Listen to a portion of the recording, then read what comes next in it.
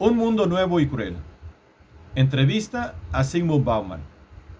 Por Héctor Pavón. Lectura por Gerardo Ferretis. El sociólogo que sacudió las ciencias sociales con su concepto de modernidad líquida advierte, en una entrevista exclusiva, que hay un temible divorcio entre poder y política, socios hasta hoy inseparables en el Estado-Nación. En todo el mundo, dice, la población se divide en barrios cerrados, villas miseria, y quienes luchan por ingresar o no caer en uno de esos guetos. Aún no llegamos al punto de no retorno, dice con un toque de optimismo. How to spend it, cómo gastarlo. Ese es el nombre de un suplemento del diario británico Financial Times. Ricos y poderosos lo leen para saber qué hacer con el dinero que les sobra. Constituyen una pequeña parte de un mundo distanciado por una frontera infranqueable. En ese suplemento, alguien escribió que en un mundo en el que cualquiera se puede permitir un auto de lujo, aquellos que apuntan realmente alto no tienen otra opción que ir a por uno mejor. Esta cosmovisión le sirvió a Zygmunt Bauman para teorizar sobre cuestiones imprescindibles y así intentar comprender esta era.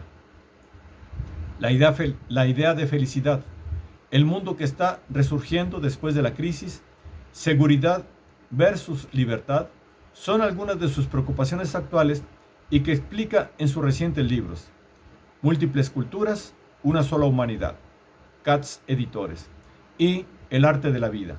Paidós. No es posible ser realmente libre si no se tiene seguridad, y la verdadera seguridad implica, a su vez, la libertad. Sostiene desde Inglaterra por escrito. Bauman nació en Polonia, pero se fue expulsado por el antisemitismo en los 50 y recaló en los 60 en Gran Bretaña. Hoy es profesor emérito de la Universidad de Leeds. Estudió las estratificaciones sociales y la relacionó con el desarrollo del movimiento obrero. Después analizó y criticó la modernidad y dio un diagnóstico pesimista de la sociedad. Ya en los 90, teorizó acerca de un mundo diferente de enfocar el debate cuestionador sobre la modernidad. Ya no se trata de modernidad contra posmodernidad, sino del pasaje de una modernidad sólida hacia otra líquida. Al mismo tiempo, y hasta el presente, se ocupó de la convivencia de los diferentes, los residuos humanos de la globalización, emigrantes, refugiados, parias, pobres todos. Sobre este mundo cruel y desigual versó este diálogo con Bauman. Pregunta. Uno de sus nuevos libros se llama Múltiples culturas, una sola humanidad. ¿Hay en este concepto una visión optimista del mundo de hoy? Respuesta. Ni optimista ni pesimista. Es solo una evaluación sobria del desafío que enfrentamos en el umbral del siglo XXI. Ahora todos estamos interconectados y somos interdependientes. Lo que pasa en un lugar del globo tiene impacto en todos los demás. Pero esa condición que compartimos se traduce y se reprocesa en miles de lenguas, de estilos culturales, de depósitos de memoria. No es probable que nuestra interdependencia redunde en una uniformidad cultural. Es por eso que el desafío que enfrentamos es que estamos todos, por así decirlo, en el mismo barco. Tenemos un destino común y nuestra supervivencia depende de si cooperamos o luchamos entre nosotros. De todos modos, a veces diferimos mucho en algunos aspectos vitales. Tenemos que desarrollar, aprender y practicar el arte de vivir con diferencias. El arte de cooperar sin que los cooperadores pierdan su identidad, a beneficiarnos unos de otros, no a pesar de, sino gracias a nuestras diferencias. Pregunta. Es paradójico, pero mientras se exalta el libre tránsito de mercancías, se fortalecen y construyen fronteras y muros. ¿Cómo se sobrevive a esta tensión? Respuesta. Eso solo parece ser una paradoja. En realidad, esa contradicción era algo esperable en un planeta donde las potencias que determinan nuestra vida, condiciones y perspectivas son globales. Pueden ignorar las fronteras y las leyes del Estado, mientras que la mayor parte de los instrumentos políticos sigue siendo local y de una completa inadecuación para las enormes tareas a abordar. Fortificar las viejas fronteras y trazar otras nuevas, tratar de separarnos a nosotros de ellos, son reacciones naturales, si bien desesperadas, a esa discrepancia. Si esas reacciones son tan eficaces como vehementes, es otra cuestión. Las soberanías locales territoriales van a seguir desgastándose en este mundo en rápida globalización. Pregunta: ¿hay escenas comunes en Ciudad de México, San Pablo, Buenos Aires? De un lado, villas miseria, del otro, barrios cerrados. Pobres de un lado, ricos del otro. ¿Quiénes quedan en el medio? Respuesta: ¿por qué se limita a las ciudades latinoamericanas? La misma tendencia prevalece en todos los continentes. Se trata de otro intento desesperado de separarse de la vida incierta, desigual, difícil y caótica de afuera. Pero las vallas tienen dos lados. Dividen el espacio de un adentro y un afuera. Pero el adentro para la gente que vive de un lado del cerco es el afuera para los que están del otro lado. Cercarse en una comunidad cerrada no puede sino significar también excluir a todos los demás de los lugares dignos, agradables y seguros y encerrarlos en sus barrios pobres. En las grandes ciudades, el espacio se divide en comunidades cerradas, guetos voluntarios y barrios miserables, guetos involuntarios. El resto de la población lleva una incómoda existencia entre esos dos extremos, soñando con acceder a los guetos voluntarios y temiendo caer en los involuntarios. Pregunta: ¿por qué se cree que el mundo de hoy padece una inseguridad sin precedentes? ¿En otras eras se vivía con mayor seguridad? Respuesta: cada época y cada tipo de sociedad tiene sus propios problemas específicos y sus pesadillas, y crea sus propias estratagemas para manejar sus propios miedos y angustias. En nuestra época, la angustia aterradora y paralizante tiene sus raíces en la fluidez, la fragilidad y la inevitable incertidumbre de la posición y las perspectivas sociales. Por un lado, se proclama el libre acceso a todas las opciones imaginables. De ahí las depresiones y la autocondena. Debo tener algún problema si no consigo lo que otros lograron. Por otro lado, todo lo que ya se ganó y se obtuvo es nuestro, hasta nuevo aviso, y podría retirársenos y negársenos en cualquier momento. La angustia resultante permanecería con nosotros mientras la liquidez siga siendo la característica de la sociedad. Nuestros abuelos lucharon con valentía por la libertad. Nosotros parecemos cada vez más preocupados por nuestra seguridad personal. Todo indica que estamos dispuestos a entregar parte de la libertad que tanto costó a cambio de mayor seguridad. Pregunta: esto nos llevaría a otra paradoja. ¿Cómo maneja la sociedad moderna la falta de seguridad que ella misma produce? Respuesta: por medio de todo tipo de estratagemas, en su mayor parte a través de sustitutos. Uno de los más habituales es el desplazamiento trasplante del terror a la globalización inaccesible, caótica, descontrolada e impredecible a sus productos. Inmigrantes, refugiados, personas que piden asilo. Otro instrumento es el que proporciona las llamadas comunidades cerradas fortificadas contra extraños, merodeadores y mendigos, si bien son incapaces de detener o desviar las fuerzas que son responsables del debilitamiento de nuestra autoestima y actitud social que amenazan con destruir. En líneas más generales, las estratagemas más extendidas se reducen a la sustitución de preocupaciones sobre la seguridad del cuerpo y la propiedad por preocupaciones sobre la seguridad individual y colectiva sustentada o negada en términos sociales. Perdón. Pregunta: ¿hay futuro? ¿Se puede pensarlo? ¿Existe en el imaginario de los jóvenes? Respuesta: el filósofo británico John Gray destacó que los gobiernos de los estados soberanos no saben de antemano cómo van a reaccionar los mercados. Los gobiernos nacionales en la década de 1990 vuelan a ciegas. Gray no estima que el futuro suponga una situación muy diferente. Al igual que en el pasado, podemos esperar una sucesión de contingencias, catástrofes y pasos ocasionales por la paz y la civilización. Todos ellos, permítame agregar, inesperados, imprevisibles y por lo general con víctimas y beneficiarios sin conciencia ni preparación.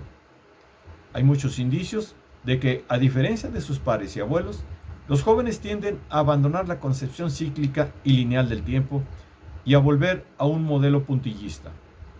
El tiempo se pulveriza en una serie desordenada de momentos, cada uno de los cuales se vive solo.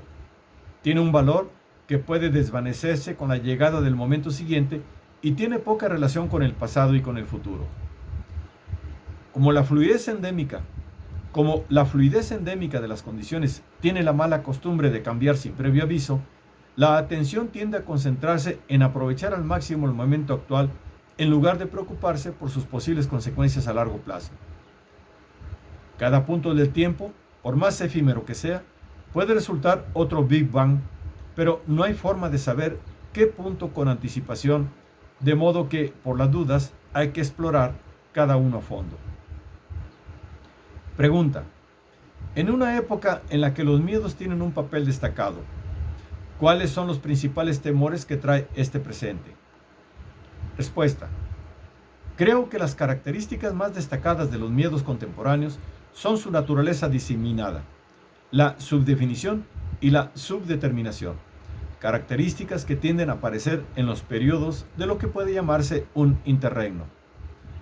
Antonio Gramsci escribió en Cuadernos de la Cárcel lo siguiente: la crisis consiste precisamente en el hecho de que lo viejo está muriendo y lo nuevo no puede nacer. En este interregno aparece una gran variedad de síntomas mórbidos. Gramsci dio al término interregno un significado que abarcó un espectro más amplio del orden social, político y legal, al tiempo que profundizaba en la situación sociocultural, o más bien, tomando la memorable definición de Lenin de la situación revolucionaria como la situación en la que los gobernantes ya no pueden gobernar mientras que los gobernados ya no quieren ser gobernados. Separó la idea de interregno de su habitual asociación con el interludio de la transmisión, acostumbrada, del poder hereditario o elegido, y lo asoció a las situaciones extraordinarias en las que el marco legal existente del orden social pierde fuerza y ya no puede mantenerse, mientras que un marco nuevo, a la medida de las nuevas condiciones que hicieron inútil el marco anterior, está aún en una etapa de creación. No se lo terminó de estructurar o no tiene la fuerza suficiente para que se lo instale. Propongo reconocer la situación planetaria actual como un caso de interregno. De hecho, tal como postuló Gramsci, lo viejo está muriendo.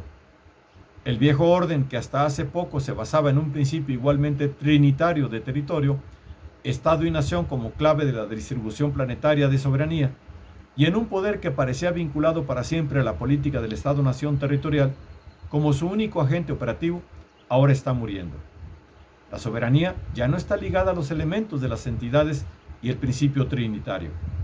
Como máximo está vinculada a los mismos, pero de forma laxa y en proporciones mucho más reducidas en dimensiones y contenidos.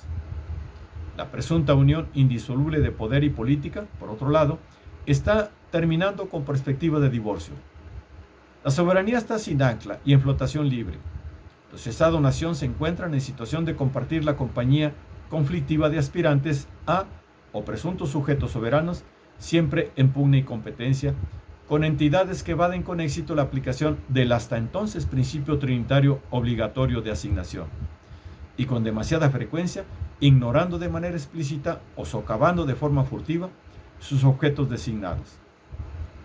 Un número cada vez mayor de competidores por la soberanía ya excede, si no de forma individual, sin duda de forma colectiva, el poder de un Estado-nación medio. Las compañías comerciales, industriales y financieras multinacionales ya constituyen, según Gray, alrededor de la tercera parte de la producción mundial y los 2/3 del comercio mundial.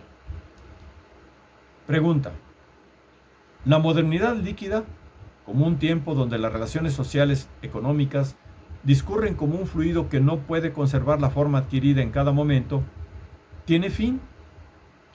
Respuesta: es difícil contestar esa pregunta, no solo porque el futuro es impredecible, sino debido al interregno que mencioné antes, un lapso en el que virtualmente todo puede pasar, pero nada puede hacerse con plena seguridad y certeza de éxito. En nuestros tiempos, la gran pregunta no es ¿qué hace falta hacer?, sino ¿quién puede hacerlo? En la actualidad hay una creciente separación que se acerca de forma alarmante al divorcio entre política y poder. Los dos socios aparentemente inseparables que durante los 2 últimos siglos residieron, o creyeron y exigieron residir, en el Estado-nación territorial. Esa separación ya derivó en el desajuste entre las instituciones del poder y las de la política.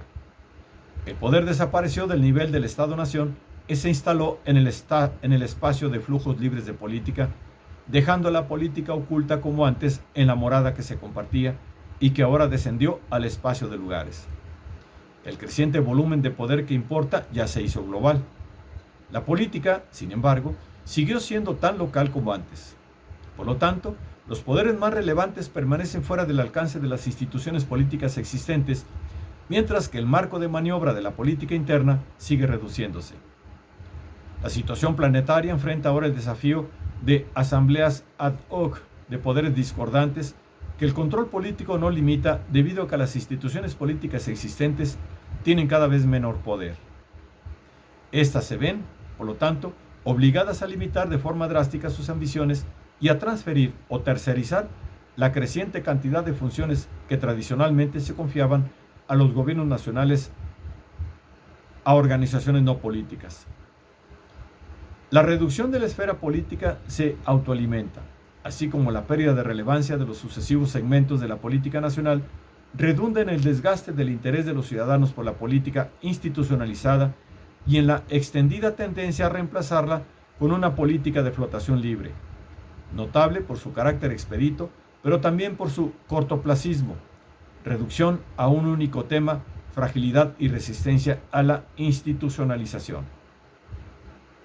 Pregunta: ¿cree que esta crisis global que estamos padeciendo puede generar un nuevo mundo, o al menos un poco diferente?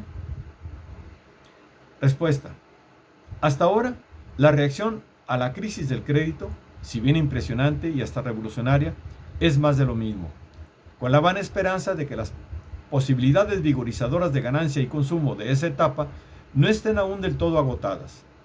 Un esfuerzo por recapitalizar a quienes prestan dinero y por hacer que sus deudores vuelvan a ser confiables para el crédito, de modo tal que el negocio de prestar y de tomar crédito, de seguir endeudándose, puedan volver a lo habitual. El Estado benefactor para los ricos volvió a los salones de exposición, para lo cual se los sacó de las dependencias de servicio a las que se había relegado temporalmente sus oficinas para evitar comparaciones envidiosas. Pregunta: pero hay individuos que padecen las consecuencias de estas crisis de los que poco se habla. Los protagonistas visibles son los bancos, las empresas. Respuesta: lo que se olvida alegremente y de forma estúpida en esa ocasión es que la naturaleza del sufrimiento humano está determinada por la forma en que las personas viven. El dolor que en la actualidad se lamenta, al igual que todo mal social, tiene profundas raíces en la forma de vida que aprendimos, en nuestro hábito de buscar crédito para el consumo. Vivir del crédito es algo adictivo, más que casi o todas las drogas, y sin duda más adictivo que otros tranquilizantes que se ofrecen, y décadas de generoso suministro de una droga no pueden sino derivar en shock y conmoción cuando la provisión se detiene o disminuye. Ahora nos propone la salida aparentemente fácil del shock que padecen tanto los drogadictos como los vendedores de drogas: la reanudación del suministro de drogas. Hasta ahora no hay muchos indicios de que nos estemos acercando a las raíces del problema. En el momento en que se lo detuvo, ya al borde del precipicio mediante la inyección de dinero a los contribuyentes, el banco TSB Lloyds empezó a presionar al Tesoro para que destinara parte del paquete de ahorro a los dividendos de los accionistas. A pesar de la indagación oficial, el banco procedió impasible a pagar bonificaciones cuyo monto obsceno llevó al desastre a los bancos y sus clientes. Por más impresionantes que sean las medidas que los gobiernos ya tomaron, planificaron o anunciaron, todas apuntan a recapitalizar los bancos y permitirles volver a la actividad normal. En otras palabras, a la actividad que fue la principal responsable de la crisis actual. Si los deudores no pudieron pagar los intereses de la orgía de consumo,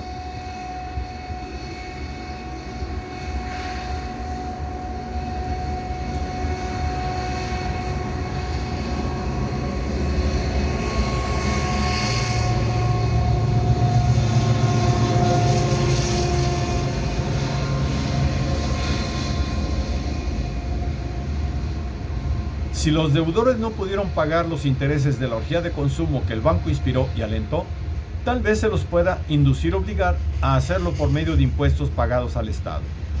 Todavía no empezamos a pensar con seriedad en la sustentabilidad de nuestra sociedad de consumo y crédito. La vuelta a la normalidad anuncia una vuelta a las vías malas y siempre peligrosas. De todos modos, todavía no llegamos al punto en que no hay vuelta atrás. Aún hay tiempo, poco, de reflexionar y cambiar de camino.